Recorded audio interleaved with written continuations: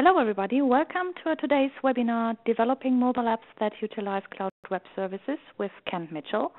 My name is Lydia Stur, and I'm your technical host for today. Before we actually start, I have some housekeeping information to share. First of all, if you experience some technical issues like you're losing sound, do me a huge favor, drop me a note into the chat window, send to host, so that I can see that. Usually sound comes back automatically within a few seconds. You should see that the window is popping up telling you it's reconnecting, then you're safe. But in case you don't see that window popping up, there might be a more critical issue, and I will have a look. If you have questions in regard to Kent's presentation, please ask these questions in the Q&A window. If it's not open yet, have a look at the navigation bar, the toolbar on top of the window of your screen. Click at the arrow on the right side and choose Q&A. These questions will be answered at the end of the presentation. We won't monitor this window, so it would be great if you just add a note on what exactly you're referring to. That makes it easier to answer these questions later. Another thing to mention is that you are not alone. You might only see yourself as attendee. That's on purpose, and it's a feature. We have been asked so often not to show everybody's name in the webinars that we just obliged, and setting that everybody can only see himself. If you get distracted during the session, this is a shame, but the session will be recorded, so you will be able to watch it in 2 weeks on our website, and everybody who registered to the webinar will receive the link via email automatically. So this being said, Kent, take it away. Hello, everybody. My name is Kent Mitchell. I'm the Senior Director of Product Management at Zend. I came up with an incredibly long title for the webinar, Developing Mobile Applications that use Cloud Web Services, but hopefully at the end of it you'll understand what we're talking about.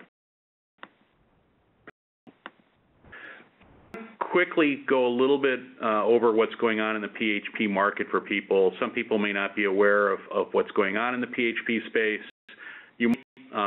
If you're a longtime Zend follower, but there are a number of interesting things that are happening in the PHP space. We recently did a survey of over 200 executives with UEM and asked them some information about their PHP use, and it's relevant to this because it has to do with cloud and mobile.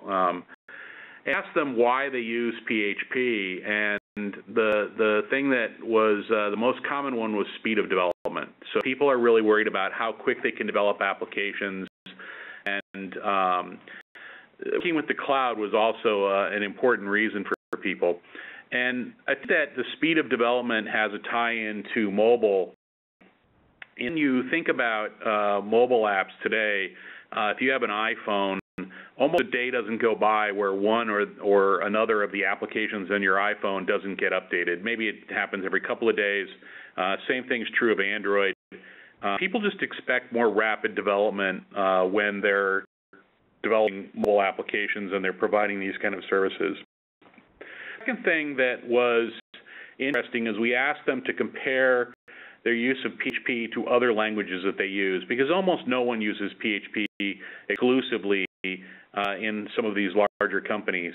And so the most commonly compared languages, by the way, were .NET and Java. And as a overall, speed of development was generally considered higher for PHP. Ease of working with the cloud was considered higher. One of the things that I'd like to point out is PHP has always sort of had this, unjustly sort of reputation as not being secure, and most of the PHP security problems that have been raised were actually application security problems, not PHP problems. But it's interesting to see that the acceptance of PHP and the shift has shown that security is no longer really a majority concern for most of the customers. They think that PHP is just as secure or more secure than other languages that they're using. So this was an interesting sort of background for how people are looking at development with PHP and how people are looking at the cloud with PHP. I wanted to ask them what kinds of applications that they're building, and it's really pretty fascinating. If you look at this, almost 3/4 of the PHP developers are using some sort of cloud-based services or cloud-based APIs. Almost 1/3 of them are expecting to work on mobile applications this year, and about 1/3 of them, again, are looking at deploying those applications into cloud environments. So it really is the convergence of cloud and mobile that seems to be the thing that's driving a lot of the activity that's going on today. And if you look at the chart in the lower left, you'll see what people are doing. They're mostly building external web-facing applications or internal web-facing applications, but there's also a lot of business integration going on, a lot of connectivity, social media things like Facebook and other kinds of things. And then a lot of PHP, surprisingly, given how new this concept is being used as the back end for mobile applications. Almost about 1/4 of the applications being built by people are back end mobile type applications. The other thing that was really interesting was the percentage of applications that ended up being what we would call business critical, things that were critical for the internal or external running of a company or revenue generating. It was really pretty interesting for us to see that shift over years. If you had asked that question a few years ago, there were not a lot of critical external facing applications, and there was not a lot of revenue generating things that were going on with PHP, but I think that shifted pretty dramatically. So one thing that Zend has as the cornerstone of its mobile development philosophy is mobile apps are more than the client. So if you think about the mobile apps that you have today, most of them talk to some back-end mobile platform. Google Maps, for example, you put in an address, it connects to Google, it looks something up, it displays the appropriate map. There are all sorts of applications. Yeah, some of them don't talk to the mobile back-end client, but most of the ones that do interesting stuff do. The mobile client for WebEx, for example, the mobile client for Google Maps, the mobile client for your email, all of them talk to some back-end service in some way. In most cases, those back-end services end up talking to other stuff as well. So those back-end services might talk to existing systems, maybe that have APIs written in Java. They may have APIs that are web services with SOAP. They may not have any APIs. You may have to develop them. They could even be, IBM AS400s or IBM I systems running RPG or COBOL. You never really know what the back-end system might be, and you have a lot of business logic back there. You can't afford to re-implement all that business logic, but you do need a better platform for delivering that stuff to the mobile and web clients. The other thing that seems to be critical for a lot of these applications is a social network. Things like Facebook, Twitter, other things like that are really pretty important for a lot of mobile applications that are being developed. It may not be so true if you're building a mobile application that's for internal use, but you're building a mobile application that's going to go out to your customers. Integration to things like Twitter or Facebook, even just from the standpoint of logon and authentication, can be incredibly important. And the thing that you really need to know about this mobile backend is it really has to be scalable. And that's where the cloud comes into play. We really want to be able to scale that up and down based on the number of clients that are out there. And in a recent study by Forrester, they had projected that by 2013, that there would be more mobile devices in the world than there were computers, desktop computers and web browsers. The reality is we hit that number in 2012. We actually now have, in most cases, more mobile devices going and connecting to sites than actual web browsers driven by computers. And if you stop and think about it, most of us have at least one mobile device, and in some cases two, I'm ridiculously in the category of I have 3 different mobile devices, and my wife has 2, and we have 1 home computer. So if you stop and think about that, I have 5 mobile devices and 1 home computer. And so as the world is shifting to these mobile devices and these smart, phones and tablets, you really need to look at that scalability. So here's the things when you're building mobile apps that you really need to consider, first. So we talk about making sure that mobile skills become a core part of your development team. So there are a lot of debates going on now about the right way to build mobile applications and a number of different technologies. Zen believes that the best technology to use is a combination of HTML5 and JavaScript talking through RESTful services to a back-end system. And as a result, it's important that you get people up to speed on HTML5 and JavaScript, specifically JavaScript around things like jQuery Mobile or Dojo Mobile or some of the other mobile kinds of things that are out there. The second thing is don't build your application and then try to design the mobile UI. Mobile UIs and mobile interaction design is very different, and you need to make sure that you design up front for a mobile approach. So you want to say, let's think about mobile first. Let's design interactions around mobile. And the reason that this is so critical is, for better or for worse, everyone is a mobile expert. When you used to build a system and you used to make that system available to your to your boss, your CEO, or whatever, in a web browser interface, he maybe used a web browser. He was probably more familiar with Excel and Word and some of the other Office documents, Office automation programs, rather.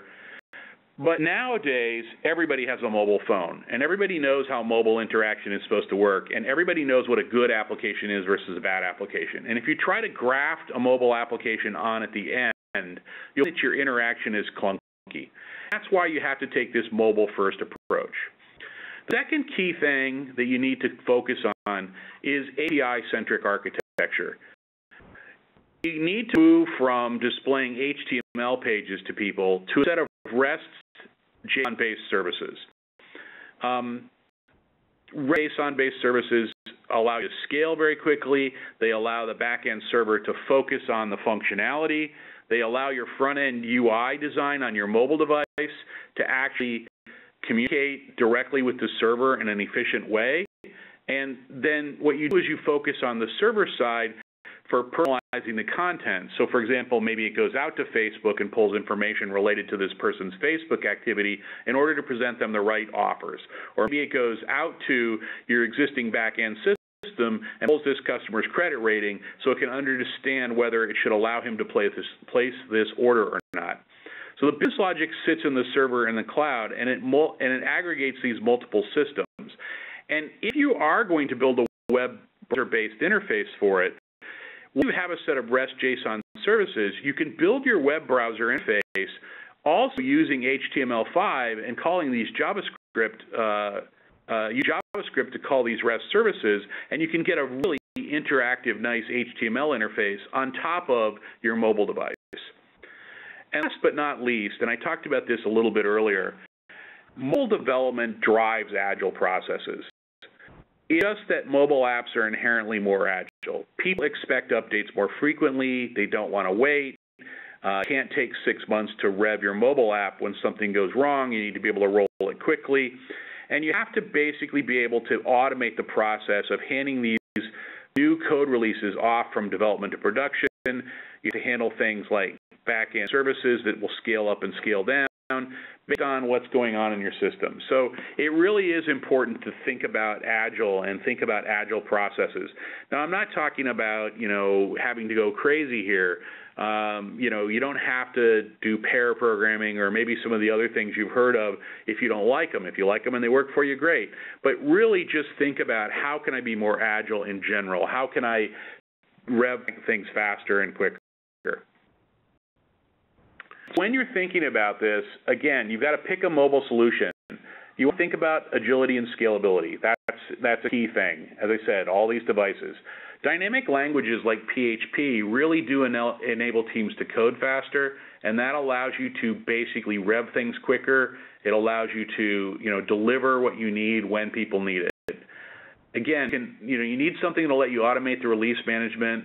You need cloud capabilities. So these are the things you need to think about in terms of your mobile solution. The second thing is quality.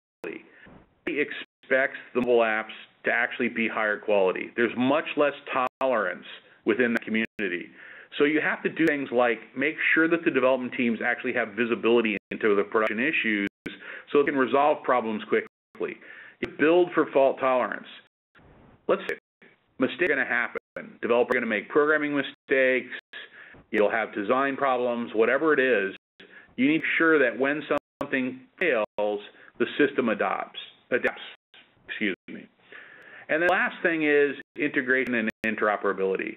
Almost no one is building a mobile app from scratch these days. They're using existing back-end systems. They're using these other services, and you need to support multiple client devices. Let's talk about Zen's mobile application solutions. It's really three parts.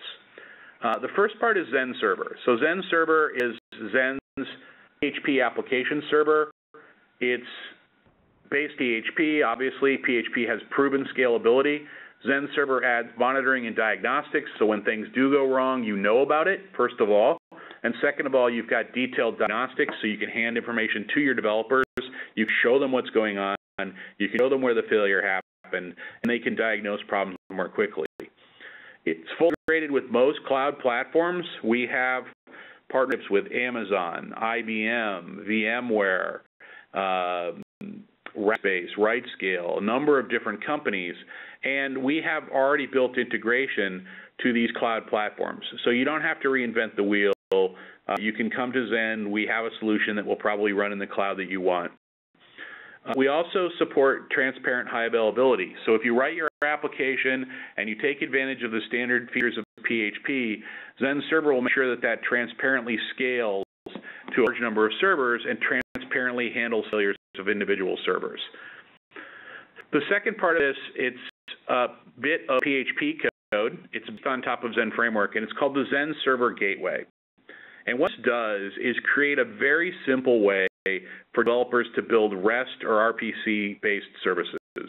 And what it does is it handles a lot of the plumbing of the service and lets you focus on the business logic. So it handles things like routing of the URLs and the parameters to the actual business logic. It handles authentication through different technologies, and it's integrated with Zen Framework, so you can use all the different authentication technologies that Zen Framework has. It has field validation built into it, so you don't have to reinvent the wheel for validating various fields and seeing how they work. And the main thing is it gives simplicity. Not everybody who's developing an application is a REST or RPC web service expert. What they are experts in, or what you pay them for, is to write business logic, not plumbing. So as a result, what this server gateway does is give you a very simple way to create services focused entirely on your business logic. The two things together are incredibly powerful, but when you combine them with the last piece, which is Zen Studio, you get this incredible productivity boost. So what you have is full support for PHP, HTML5, and JavaScript. So earlier I was saying you need to be using HTML5 and JavaScript. We have full support for that in there. We have drag and drop web service construction. So when you want to create a web service, we have a drag and drop interface for that. And as you do things to that web service, it is constantly updating the information for the Zen Server Gateway. And so you immediately have what you need in your web service. It's immediately deployed, and you can basically be testing it right away. We have some WYSIWYG mobile client development that allows you to basically build the UI for your mobile client, rapidly prototype what you're looking for without having to know a whole lot about JavaScript and HTML5 and various other things. It's integrated to Zen Server, integrated to the Zen Server Gateway. The last piece that's important here is it's a cross-platform mobile client. So you can basically build your application in the server and then turn around and say, okay, let me have a native application for iPhone so I can put in the Apple App Store. Let me have an Android application so I can put it in the Android store. Let me have a Windows Mobile application so I can run it on Windows Mobile. And we have built-in emulations and built-in testing to allow you to to build these applications quickly and turn around and deploy them to all these different platforms. So enough of my talking. I'll quickly check and see if there are any questions at this point that came up that need to be answered. Someone asked the question, if you use JSON, will it have an effect on SEO? Java content is not good for SEO. Yeah, there is an issue there, and if you're going to rely on walking your JavaScript content for SEO, that's probably not the best solution for that kind of a problem. On the other hand, if you front-end it with some HTML pages that call those JavaScripts, you'd be able to get decent SEO. There's a trade-off there between SEO and interactivity, and it does cause some problems. The only question I see so far, so I'll go ahead and move on to what probably people really want to see, which how does this all really work anyway? So what we have here is the Zen Developer Cloud. So the reason I'm going to bring this up is Zen hosts a free Zen Developer Cloud. It runs Zen Server and the Zen Server Gateway. So if I log in, you can see a little user interface here, and I can create what are called containers, running instances of Zen Server and the Zen Server Gateway. You can see I have two of them here, one called ZenCon, one called CCM Demo. And these two containers are full running copies of Zen Server. So if I go look at them, for example, I can see what applications are deployed into that, and I can even get into the Zen Server user interface. Let me back quickly just to show you what's going on here. Here's the Zen Server user interface, and we'll talk more about this later, but I just wanted to intro the Zen PHP Cloud for you. This is a free service. Anyone who wants to can come sign up. You can get up to free containers and it'll allow you to understand and experience the Zen technology without having to pay anything for it, which is really nice. Now I'm going to switch over to Zen Studio. And this is Zen Studio. It looks pretty dull right now because we don't have anything in it, but what we're going to do is we're going to go ahead and create a new project. We're going to Cloud Connected Mobile project. And the parts to a Cloud Connected Mobile project, as I said, the mobile part and cloud part. I'm going to name them appropriately. And as you're building the cloud side, you need to say, where do I want this to go? So add a target. And I can either point to Zen Server running locally here, or I run Zen Server running in any cloud, or with two integrations to two different developer clouds, our own PHP developer cloud I was just talking about, and Red Hat's OpenShift, which is another place where you can get free access to Zen Server. So if I pick phpcloud.com, it wants me to give my phpcloud.com credentials, and then I say finish, and it's going to go out and talk to phpcloud.com. It's getting my two containers out there, and it's back and show them to me. And I'm going to say, gee, put this one in the CCM demo container. And I'm going to start with the example here of some simple services just so we have something to look at.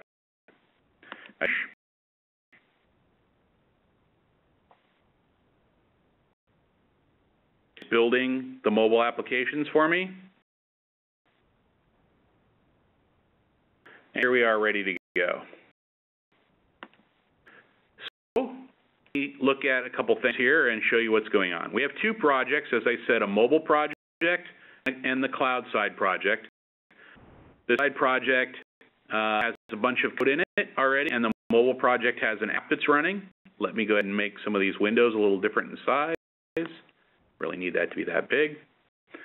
So a little mobile application set up to run in this emulator, and I can simply click on this, and I can say run as mobile application. So this is going to run the application in a little emulator. Here the application comes up, and I can say, okay, get me my list of customers, and I get Ajax error. It complained to me that it couldn't talk to the server. That's because the application that I built on the server side hasn't been deployed yet. So I'll go ahead and close this. Go to the cloud application project, and I'm going to say deploy the application. So all I have to do to put this code over in Developer Cloud is click the finish box, and it's going to go ahead and build and deploy the application. And And it's going to also, because this is a development environment, it's going to set up a number of development tools for me so that I can automatically know if any errors happen on my server, so I can automatically know if various performance issues come up. And as I'm editing and modifying my code, it will automatically be synchronizing to the server. So what we have basically is a way of having a very interactive development environment. So now if I come back to my mobile app again and I run it, I hit list, it's going out to the server, and it's fetching the current list of customers, Jane, Mark, and Frank. And this is what this application does. If you click on somebody like Jane, it'll tell you what Jane is currently doing and where she's currently located. So Jane is currently working in London. Those know this is London. And if I go back, I can find out where Mark is, currently coding in San Francisco. Now this app is really kind of dull because other than Jane, Frank, and Mark, there are no other customers defined in the system. So what we want to do is we want to take this application and we want to quickly add some new functionality to it. The idea is to basically add the functionality very interactively. So you can come over here and I can say, okay, I need a new page. That new page is going to be the add page. That's how I'm going to add customers. And then come here and I can just drag and drop the components I want on the page. So I can say, okay, I've got a new header. This is add customer. Let's see, I'm going to need a text field. I'm going to call that name. And I'm going to need another text field so I can put in where the person's located.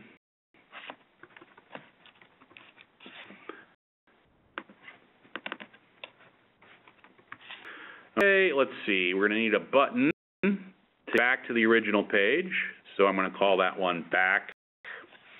I'm going to simply bind it to the index page, which was the main page. And I'm going to tell it I want a little left arrow button so it looks like a back button. The last thing I need is I need another button here, and this is going to be called Add Customer. And this is we actually add the customer to the system. What I want to do is I want to bind that to a web service on the server side, but I don't have a web service yet for that. So let's go ahead and go create that web service. So I go to the Gateway XML file. Basically allows us to define services. And let's take a look at a couple of the services that are already defined in the system just to see how they work. So here's a service called GET. It's a service, so it's going to basically make a GET call to the server. And it's going to pass in these parameters, name, surname, and basically they're route parameters, so they're part of the service. They're required. And basically it's going to call this particular RPC controller. So there's code that's already behind this service. And I want to see what this service does. What we can do is we can simply say test service. So into the system, we have a little tester that will let you test your RESTful services. So I say this is Kent, and my last name is Mitchell, and I click test. What you see is that it runs and it puts a message that says, hello, Kent Mitchell.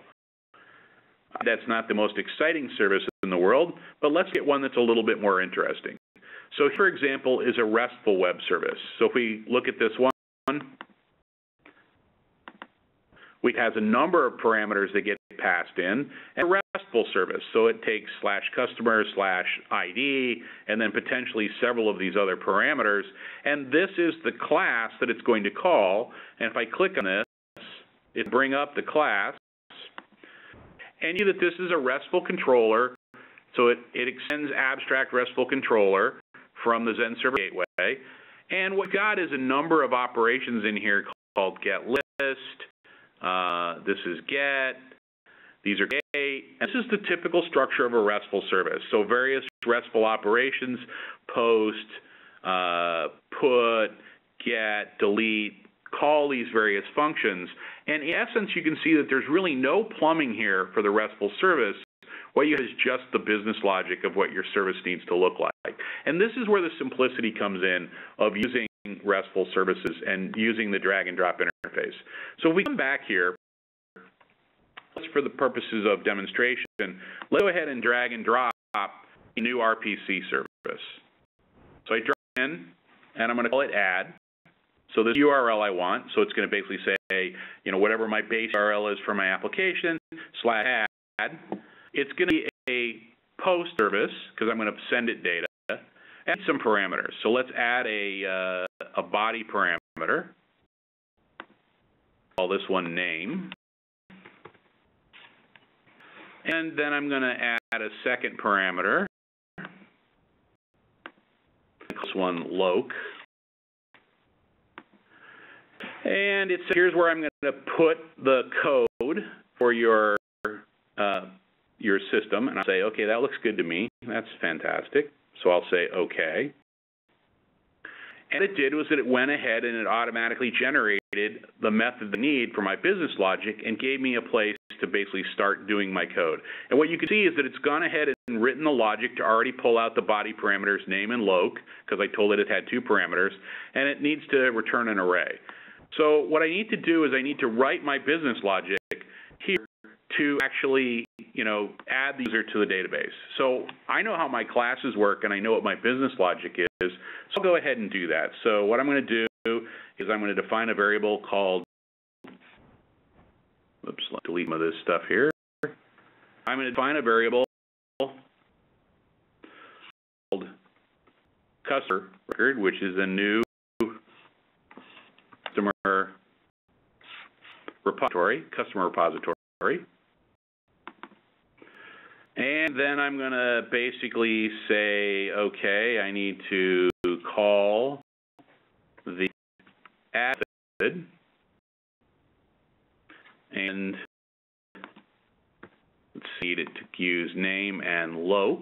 Those are the 2 variables I have here. Then I want to return an array, which is the status, and I'm going to return back the customer we just added. So actually, this function returns the ID of the user that was just added, and I can say return $CR ID. See, in a few seconds, what I've done is I've created the business logic for adding the user to the database. Now, again, this isn't particularly complicated, and I'm not going to trivialize what's going on, saying that all web services will be this easy to create. But the important thing to note is that I'm concentrating on my business logic. I'm not worrying about the plumbing. I don't know or care really how this gets to my method. It just gets there. And we've got a very abstract way of editing it and a very abstract way of saving this. Now, as I hit save here, it's going to automatically transfer that file to the cloud. So my web interface has already been updated in the cloud. And so if I wanted to go test that right away, I could do that. So let me close that. Let me go back here. Let me test that service. And say, let's add Ken. And say he's in Cupertino, which is where I'm at. And it's a post method, so you see it's already gotten the parameters. And it's already building here the information for me. So to do that, it updates the body text. And if I say run, I can see it ran properly, and it returned me as a user, and here I am in the response that came back from the web service. So you can see that I've basically made my call and successfully worked, and all is well.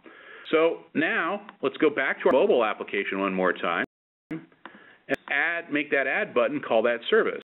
Well, all you have to do is come in here and say, I wanted to call this web service. Pops up a little dialog box saying, what do you want it to do? And I say, well, when this widget is pressed, and is click, so I'm clicking the button, call add, and then it gives you a way to map from the fields to the parameters. I click here, and I say, well, I want the name text field, that parameter, loc text field, go to that parameter. And if I want to, I could basically take the response from the application and put it in another field and various other things. Now, if I want to see what the JavaScript is that's going to be generated by this, I can, if I'm so interested. Here's the JavaScript it's actually going to generate to handle that response and to do the proper JSON routing. Not all interesting to me, so I'm just going to say OK. So now I have a form If I put a name and a location in it and I click this button, it's going to call that web service. That web service is then going to process and add the user to the list, and then it's going to come back. And probably I should do something like display an error message if something happens, but I've gotten that logic so far, and we're just sort of rapidly prototyping something up. Now, the last thing we need to do is go back to our original page, the index page, and we need to figure out some way to get to our new page that we just created. So we need another button. I'm going to add a button here, and I'm going to label it Add, and I'm going to bind it to the Add page. And basically, I'm done. So at this point, if I go run for this, our comes up. You see now that we have get list and add. So let's run get list. You get the user I was testing, Kent Cupertino. Add a new customer. We click add. And let's say Bob. And let's put him in parts unknown. Oops, unknown. We really know where Bob is. And we'll say add customer. And calls the web service. The little thing came up. I go back and I get called list. We'll see that Bob was added to the system, and of course Google doesn't know where parts unknown is, so it gives me a nice blank screen. And all of this has allowed me to sort of very rapidly build up this interactive application, building a web service as I needed, building different things, automatically pushing the code to the cloud, automatically updating various things in the JavaScript. And as I would go in and change parameters, it would automatically be updating the code, and it would be keeping everything in sync. So if I decided later, hey, I need another parameter, it would automatically update the code to give me the new parameter. So you can see the idea here of how we can rapidly prototype this stuff. Let me give you a couple other things that are really kind of interesting here. So if we go to the mobile console here, this is where we can create the native applications for other platforms. So I can come here and I can say, create me an iOS application. And I can say my company name is Zend. And what it's going to do is it's going to use something called Cordova or PhoneGap, which is an open source project that allows HTML JavaScript applications to be cross-compiled as native applications for various platforms. So I've got my mobile iOS application. If I wanted to do an Android application, I could do a very similar thing. I can tell it what Android SDK I want to use. I've got a number of different choices. You know, I can say, here's this. If you needed other Android SDK levels, there's a tool here that will automatically let you go out and find the ones, you know, to do what you want and so forth. So I can say finish here, and what it's going to do is it's going to build a little Android application. It's going to compile that for me. So I've got two new projects, mobile Android and mobile iOS. And to show you what I'm talking about here, I'm going to go ahead and run the mobile iOS project. I'm going to run it as an iOS application. What it's going to do is it's going to use PhoneGap, and it's going to compile this in Apple's development tool called Xcode. And it's going to launch Xcode, the Xcode emulator for me, and it's going to let me emulate my little iPhone application that I built. So very quickly here, things are the speediest in the world with these emulators, but it does work. The little PhoneGap thing comes up. Here's that same app that we had before. Everything you saw working before is still working here. All of that, you know, is just nice little emulation, and you can test it out on the real device. There are also ways with PhoneGap to get access to native interfaces, so you can get access to the accelerometers, you can get access to the cameras, you can get access to the phone dialing, and all that stuff. So if you're writing an application, you can test all that with little emulation here as part of Xcode. Now, there's one last thing that I want to show you, because one of the challenges when you build stuff with web services and REST and JSON is debugging. Debugging is really quite difficult because typically debuggers are driven from browsers, and browsers aren't really in play here. I can simply come to this target. I can click on it and say Start Debug Mode. What that does is it goes out to this PHP Developer Cloud, and it tells it I'm in debug mode now. So when requests come in, I need you to break. And what it allows me to do is then come back to my emulation, and when I click on something like Add, click on something like and he's in location, I don't know, let's make him New York City. And I click Add, it the web service, and then the debugger automatically breaks for me. So go ahead and go to my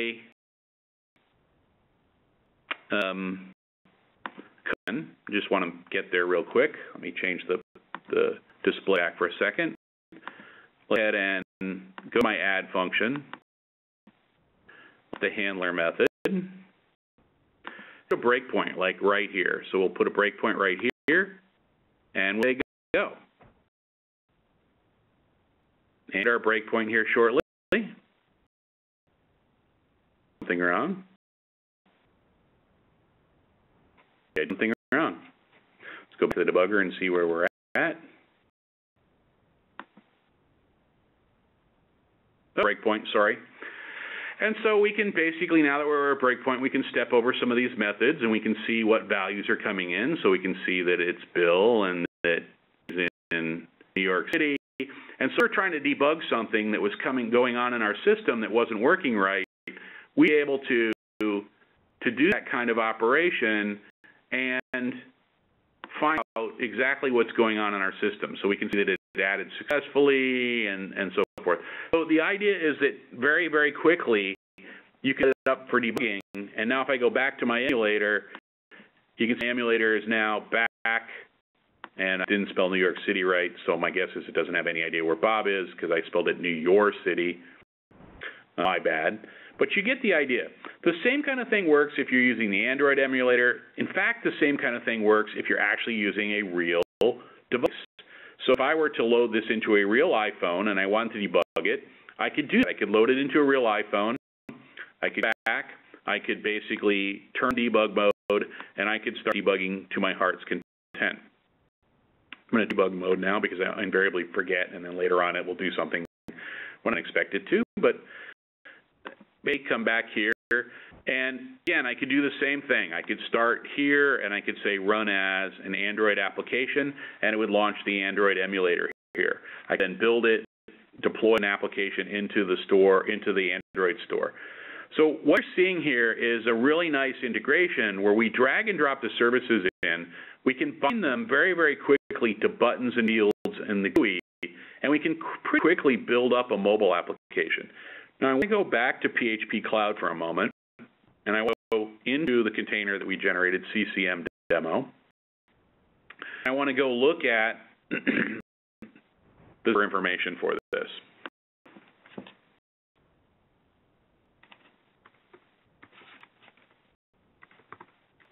Get into Zen server and see what's been going on. And actually, you know, now that I think about it, this is not what I intended to do. Sorry, my bad, people. I will back to my containers. I actually wanted to go into the one called ZenCon because it has some interesting information in it from an earlier experiment.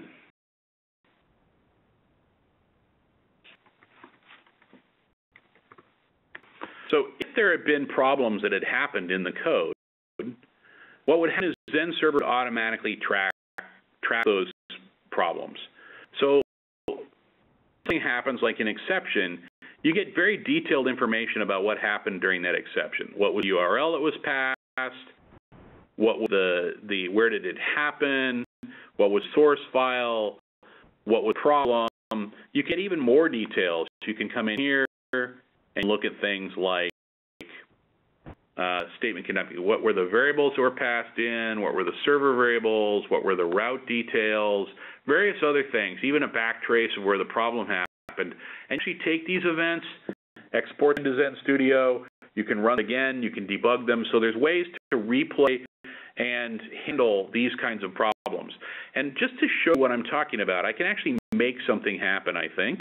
If I go into my Studio Code and I go into my RPC mid, and just make it have an error. We can say something like, I don't know, comment out this, and hit save. Of course, now nothing will work, right? Because I'm not creating a customer repository. Now I've got undefined variables. Bad things are going to happen. So if I go back to my mobile application again, and I run it,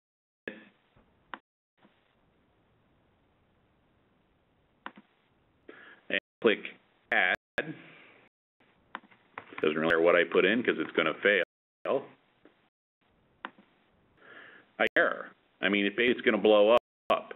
If I go back to, hopefully this all worked correctly. I'm doing this a little bit on the fly. If I go back here and I go back to CCM demo, into Zen Server,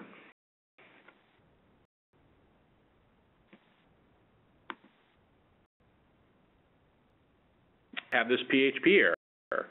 And basically there's a fatal PHP error here. I dig into it, information about where it happened. I can see that it was in my RPC code. I have more detail about it.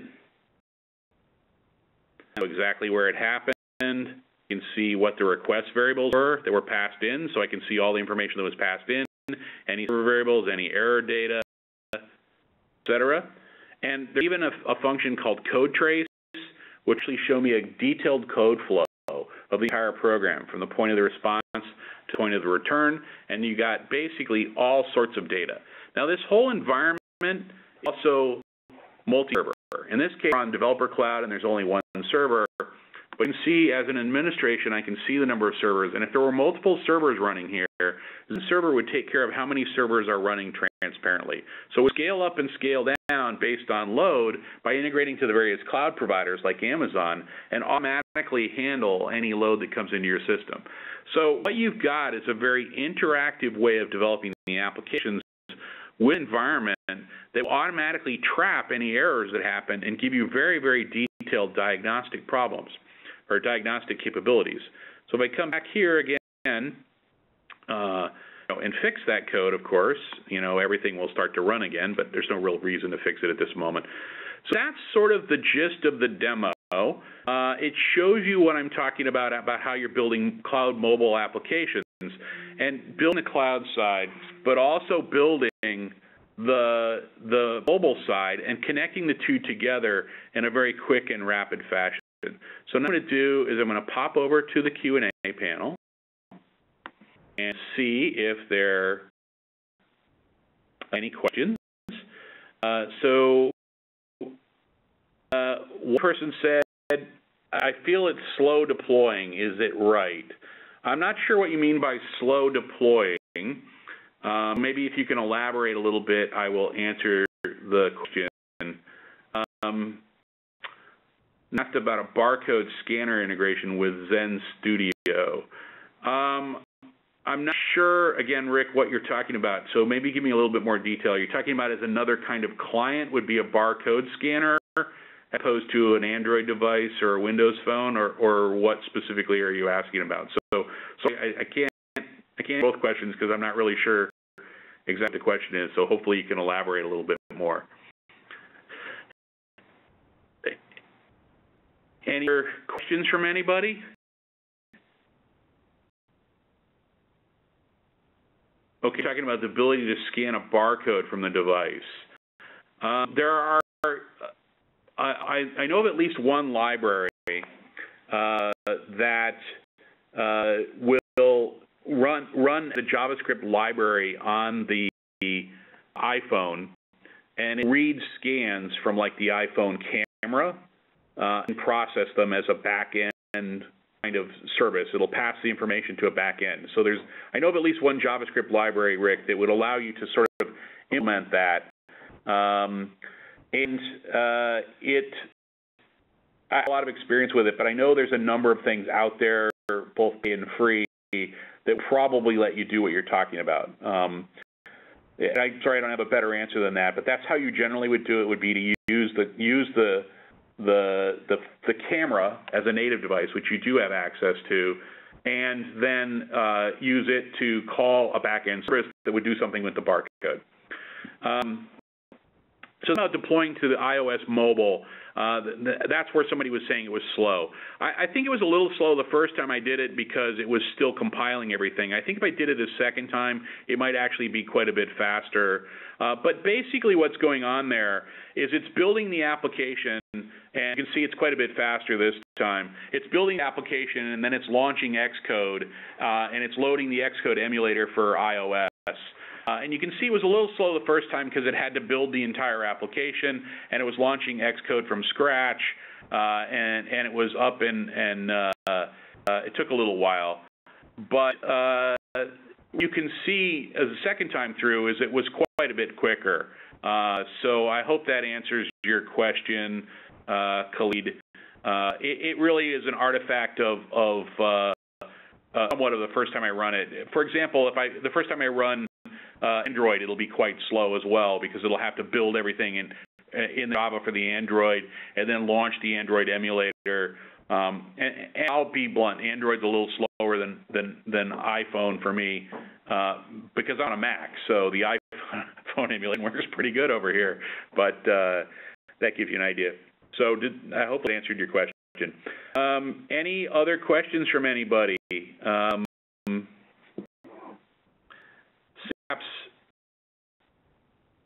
Since that can be deployed native, how do we get access to native devices like contacts, cameras, etc.?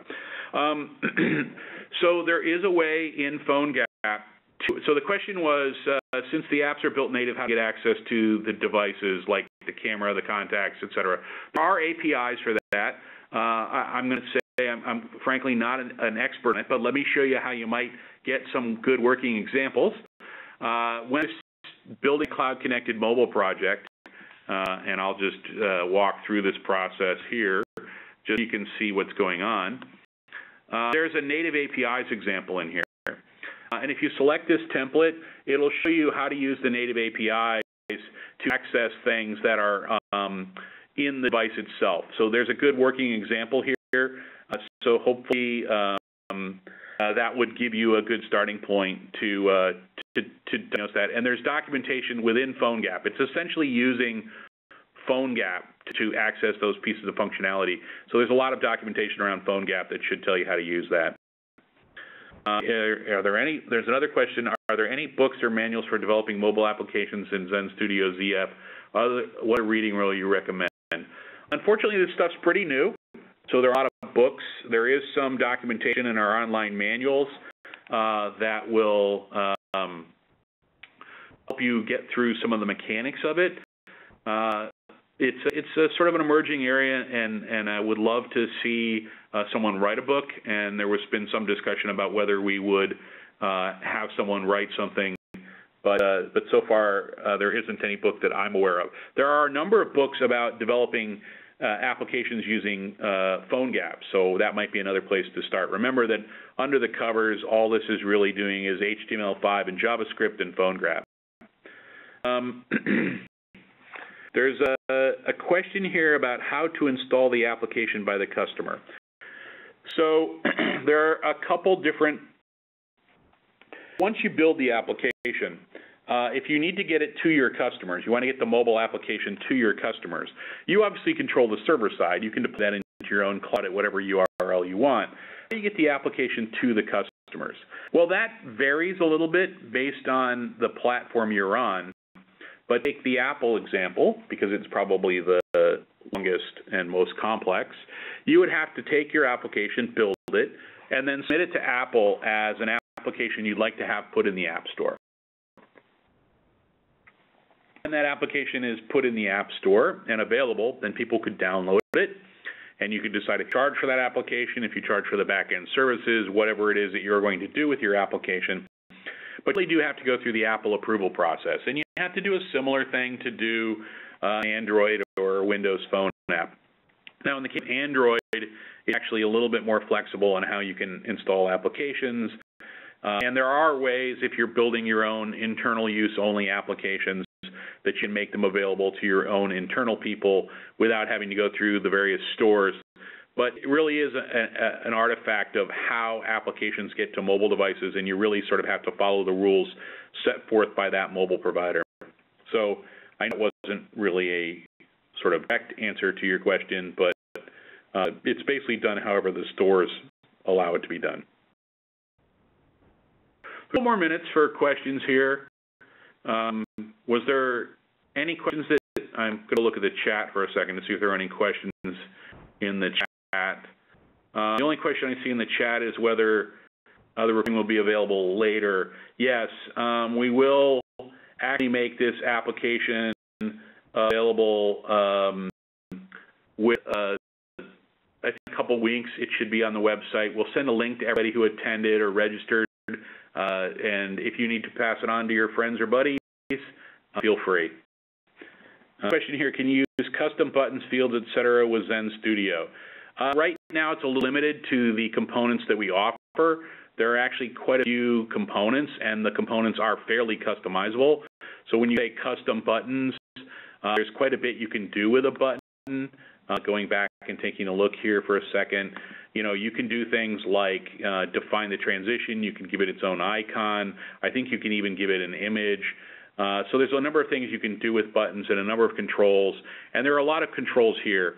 Overall, we want to eventually allow the extension of the drag and drop mechanism to allow multiple different kinds of devices or the kinds of widgets, and that's something that we're looking at. But these are the ones that we support today, and it gives you a pretty good set for a lot of different things. You, of course, can always go in and use whatever JavaScript library you want, because remember, this is just sort of a GUI over top of things. Ultimately, there is JavaScript behind this to show you, which is JavaScript behind this. And if you were to come in and actually tweak the JavaScript yourself and tweak the widgets yourself, you should be able to do that. So it's a starting spot. It's not going to handle every single problem that you could encounter. Hopefully that answers your question.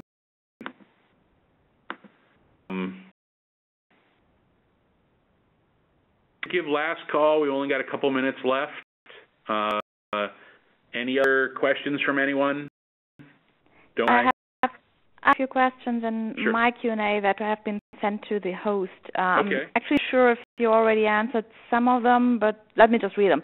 Okay. What about integration with LDAP for web services? Okay, so the web services side is running inside Zen Server.